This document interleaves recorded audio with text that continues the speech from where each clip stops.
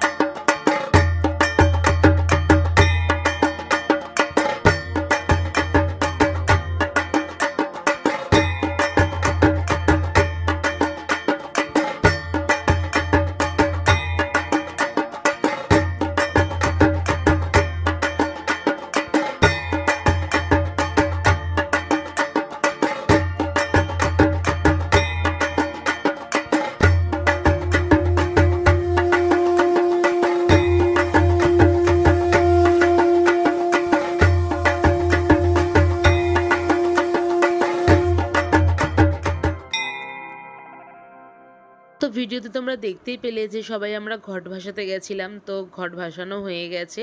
তো প্রতিমা পরের দিন বিসর্জন হবে। তো চলো, ভিডিওটা কেমন লাগলো অবশ্যই কেউ কমেন্ট করে জানাতে ভুলো না। ভালো লাগলে অবশ্যই লাইক কমেন্ট শেয়ার করে দিও। সবাইকে টাটা।